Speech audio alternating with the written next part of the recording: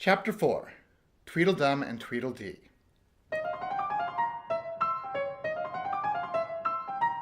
They were standing under a tree, each with an arm around the other's neck, and Alice knew which was which in a moment, because one of them had Dum embroidered on his collar, and the other Dee. I suppose they've each got Tweedle round at the back of the collar, she said to herself. They stood so still that she quite forgot they were alive, and she was just looking around to see if the word Tweedle was written at the back of each collar when she was startled by a voice coming from the one marked Dum. "If you think we're waxworks," he said, "you ought to pay, you know. Waxworks weren't made to be looked at for nothing, nohow. Contrariwise," added the one marked D, "if you think we're alive, you ought to speak."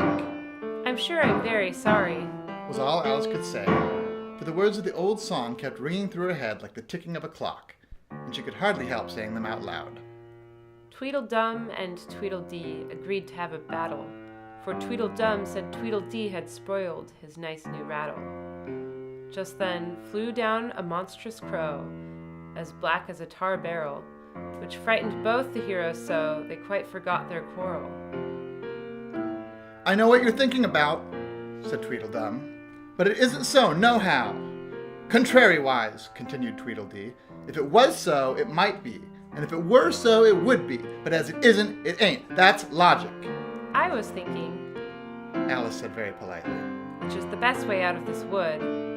It's getting so dark, would you tell me, please? But the fat little men only looked at each other and grinned. They looked so exactly like a couple of great schoolboys that Alice couldn't help pointing her finger at Tweedledum and saying, "First boy!" "Nohow!" Tweedledum cried out briskly, and shut his mouth up again with a snap. "Next boy!" said Alice, passing on to Tweedledee, but she felt quite certain he would only shout out, "Contrariwise!" And so he did. "You've begun wrong," cried Tweedledum. "The first thing in a visit is to say how do you do and shake hands." And here the two brothers gave each other a hug, and then they held out the two hands that were free to shake hands with her. Alice did not like shaking hands with either of them first, for fear of hurting the other one's feelings. So as the best way out of the difficulty, she took hold of both hands at once. The next moment they were dancing round in a ring. This seemed quite natural, she remembered afterward, and she was not even surprised to hear music playing. It seemed to come from the tree under which they were dancing, and it was done, as well as she could make it out, by the branches rubbing one across the other like fiddles and fiddlesticks. But it certainly was funny, Alice said afterward when she was telling her sister the history of all this, to find myself singing, "Here we go around the mulberry bush." I don't know when I began it, but somehow I felt as if I had been singing it a long, long time. The other two dancers were fat and very soon out of breath. "4 times round is enough for one dance," Tweedledum panted out, and they left off dancing as suddenly as they had begun. The music stopped at the same moment. Then they let go of Alice's hands and stood looking at her for a minute. There was a rather awkward pause, as Alice didn't know how to begin a conversation with people she had just been dancing with. It would never do to say, "How do you do?" now. She said to herself. We seem to have got beyond that somehow.